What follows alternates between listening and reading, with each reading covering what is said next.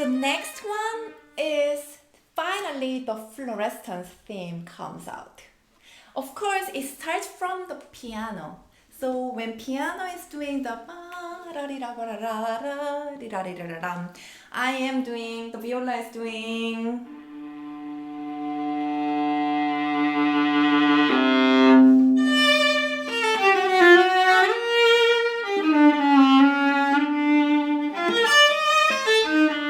Yeah, that's the.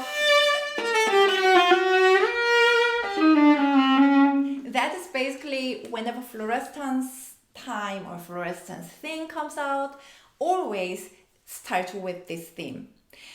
And as I say, the piano starts the conversation first. It's basically the whole second section or fluorescent theme is basically conversation between piano and viola.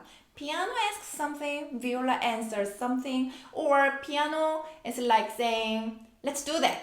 Then viola says, okay, I follow you. And then once again, vice versa, it just like round and round.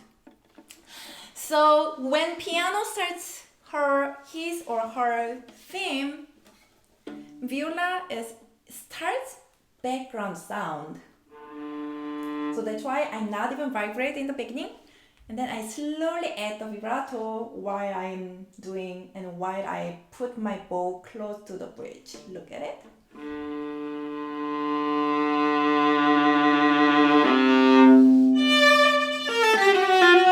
And then some of you may already notice that my vibrato, the fastness or the speed of vibrato is totally different from the first part, right? My first part, the vibrato was quite slow.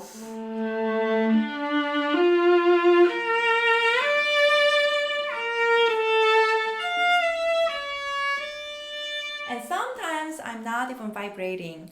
But what I'm doing with the fluorescent thing,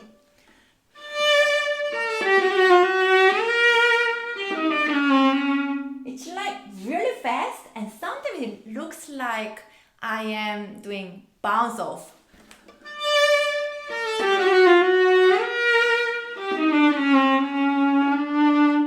It starts with fast and then a little bit slow down, and then once again fast and slow down, so that I give the feeling that there are a lot of air, and I am cooperating with my bow that too. So a lot faster bow, and the bow speed is not always same. Fast and slow. Fast and slow.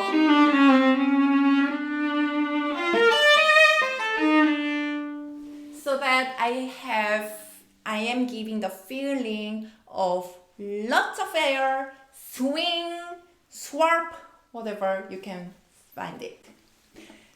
And then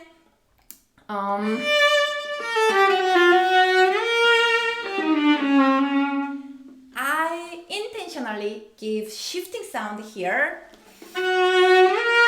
like that because I want to bring out that between notes between F sharp and then B flat to show the audience that the characteristic of this one, and then this one is slightly calmer. Of course, not calmer like similar to the Eusebius, but inside the fluorescent time, it's a little bit calmer so that I can distinguish the real beginning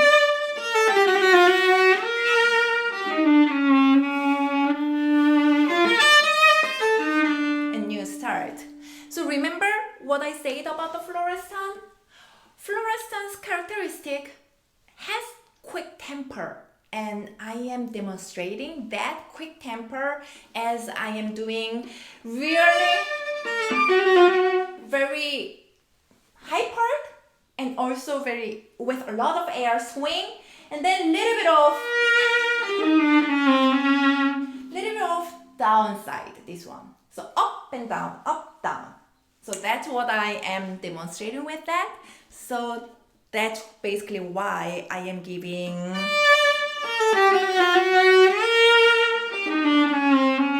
this shifting sound.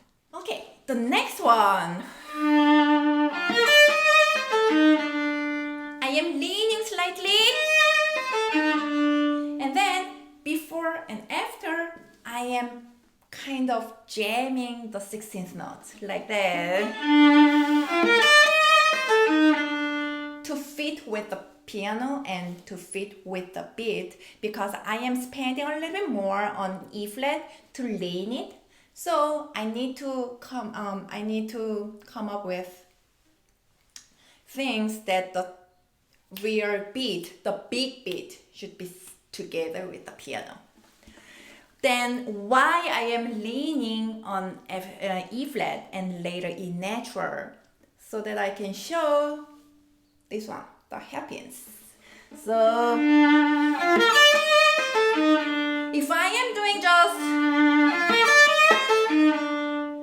it is definitely crescendo and decrescendo, the hairpins, but I want more than that. So I am breaking here, really bring out E flat and even lean it so that everybody knows, wow, the whole air is just storming air is now coming. That's what I want to have it. The next one, my last note, the before one, I totally closed it to the piano. And then this one is a little bit more. Then finally stabilized.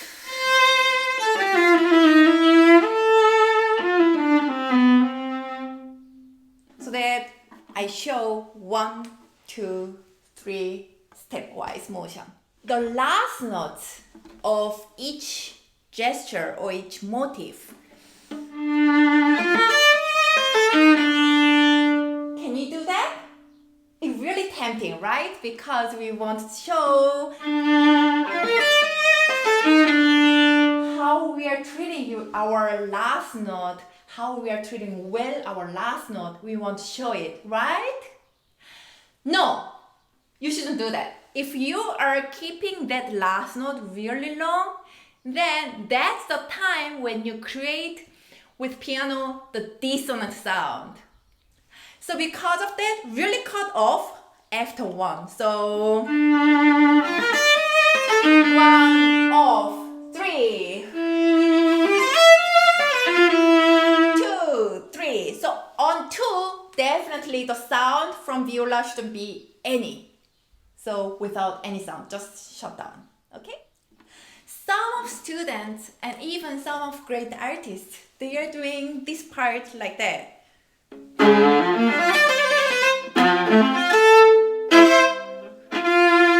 They are throwing the bow from the air so that they show that energy and power is really flowing. Like that. I'm not really against that, but at least I'm not doing that way, because the energy and the whole stormy feeling is really good. But if you just throw out, then what happens is actually the sound is not aimed. The sound is like going that way. And because of that, at the end of the whole, people cannot hear you well, even though you are doing really big gesture. So because of that, I may have also big gesture like, but I place the bow first and then go. Not like that. So place the bow first, and of course we are not doing. We need some gesture so that we have also feeling, our whole body is also filled with energy. So half gesture.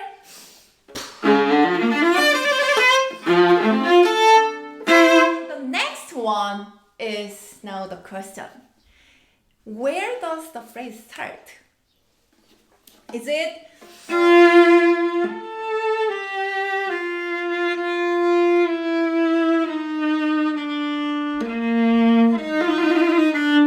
this one? Or let me play a little bit before.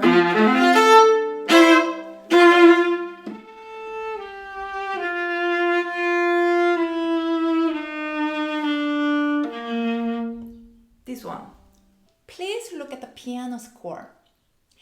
Piano score, the piano has theme, and we are basically following what piano is doing. We are accompanying with different mood by Eusebius. So because of that, that F shouldn't be like that. It should be, yes, it is strong because Schumann wrote it forte and the piano. So strong, but the both speed shouldn't be that fast like you would do like that.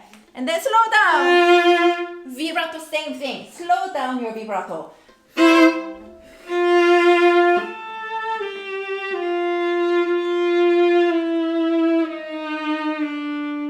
That way you can keep the dark sound for Eusebius, and also you are basically giving the last note of previous phrase. So basically this F, the function of F has two. One, the ending note, and another one is the beginning note. That is called elided cadence. So whenever you see the elided cadence, you always need to show two meanings or two functions of the note. So that Eusebius feeling here.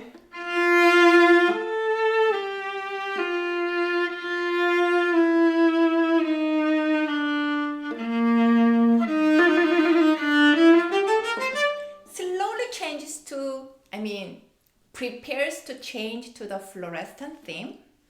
How is basically going by stepwise, it's more like, almost stepwise motion to E flat, D, C, and then D flat, which is, it sounds like really far away from D natural, which is D was the key of this whole piece, but it is actually flat 6 of relative major F major, flat 6 of F. So it is possible to show that, to come out this D flat, but because it is flat 6 to the relative major, we need to treat it really special. And on top of that, you have subito piano here. So really show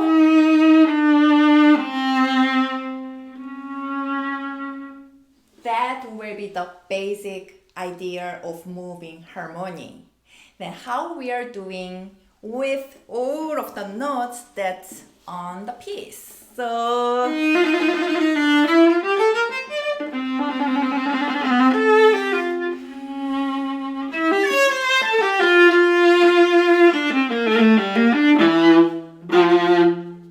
the subito piano.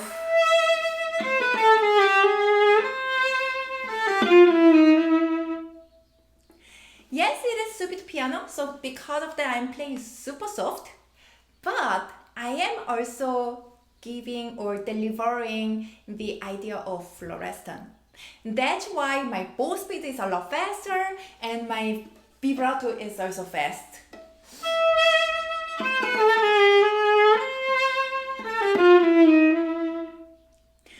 And then the next one.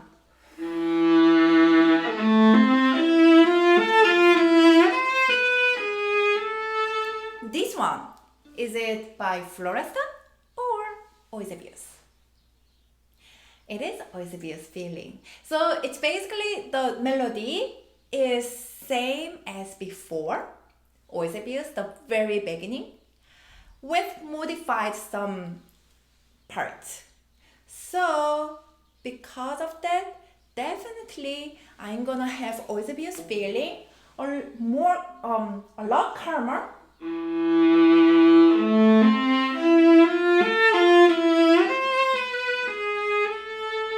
As you see, my bow is a lot longer, slower, and my vibrato is also same thing.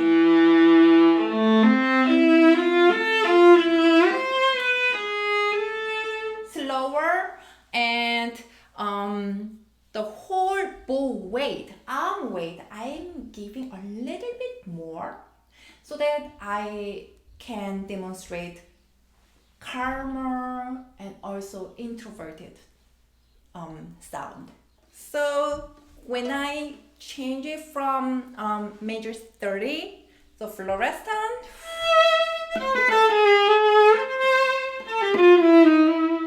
and then Eusebius.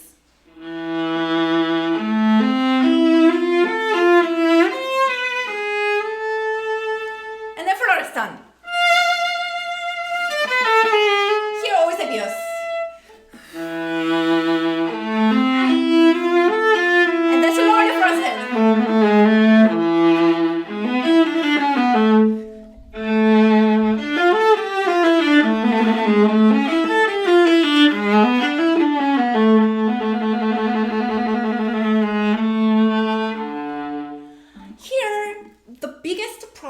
Of this whole passage, what do you think it is? I think to change and to keep the theme or the mood until the end. Because the piano is doing totally different thing. When we are doing here, we don't have that much problem because piano is not having different mood. Piano has same accompanying us. But right after what we are doing here, the piano is doing same thing with fluorescent idea. And on top of that, we are doing Eusebius theme.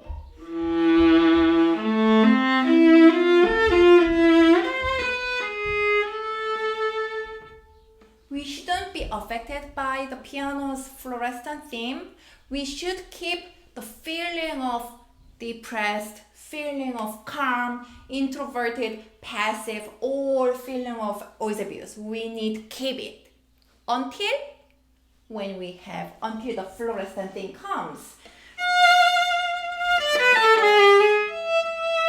The fluorescent theme, when we are doing fluorescent theme, the piano is doing Eusebius. So because of that, still again, we shouldn't go to the Eusebius feeling until the point when I decided that's the time for me to do the Eusebius feeling. So in my case, I decided to change my feeling here. When I go to E, I decided to change the mood totally. I mean, that's just only my interpretation. If you liked it, you can use it. If you don't like it, then of course you can keep here the fluorescent feeling. And then of course, once the time this one comes, you need to change your mode right away. So that's up to you how gonna you make it. But remember this one and this one.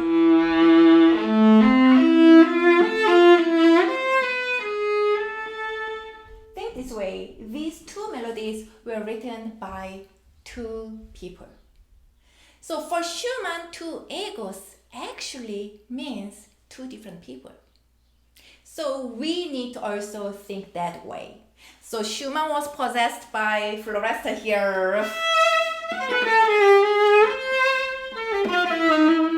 And now Eusebius was possessed.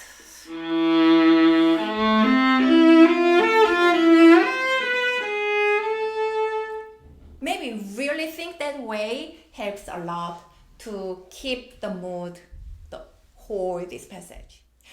Let's skip to the measure 57. 57, we have this one.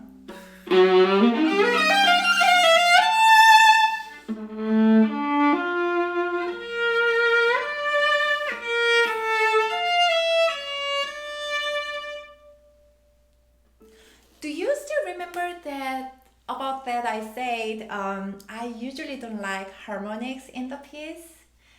And by that I meant here. The editor already put harmonics here, so that probably, it's my assumption, but probably so that you have enough time to go to the next one here. So I'm pretty sure the editor wanted to have, like, for us, made us favor that we can have easier life by doing that. So ring it, and then while ringing, prepare the first finger. The thing is, we can actually use it everything on the first finger, fourth position. Third finger, it's just same position. The second finger, do you remember the very first beginning when I am doing the second finger on C string? It's this one, this one. You don't even need to change. You don't even need to shift here. Just vibrate. Of course, you cannot really feel your A here all of your life. No, just have 1, 2.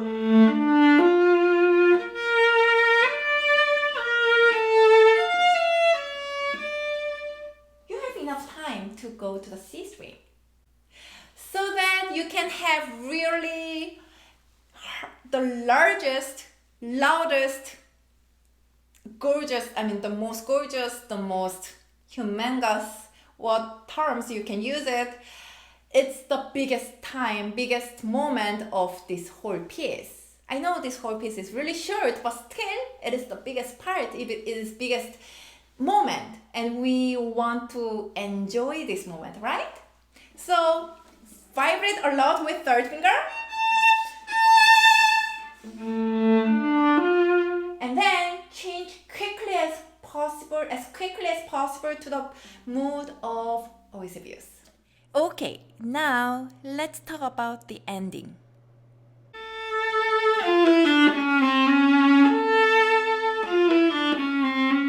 As you see, I'm doing slightly crescendo and decrescendo to make the music not really boring, basically, because as you see here, you have same notes, same motif 4 times.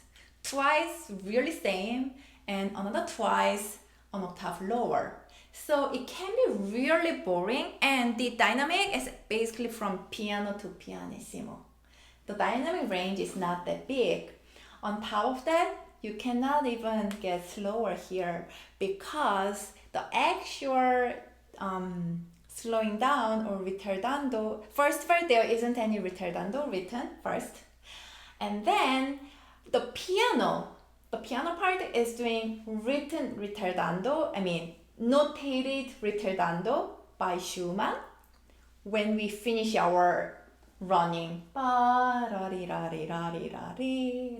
once we finish 4 times, then the piano is doing written, their rhythms gets a little bit longer and longer. So that's why I'm saying it's notated ritardando. So if the violas are getting slower way before, that means piano doesn't have anywhere to go. So we need to make something that's not really affecting those tempo and dynamic, and that's why I'm doing slightly crescendo and decrescendo in the beginning, And then the third and fourth one, I am changing the strings like that. I'm sorry, let me start from here.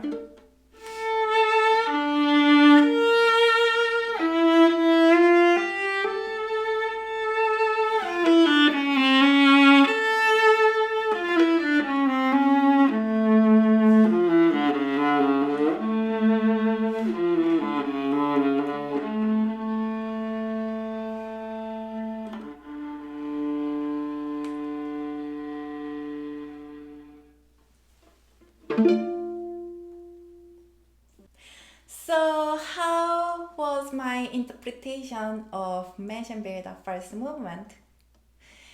I hope this content was a helpful resource for your learning or teaching this piece.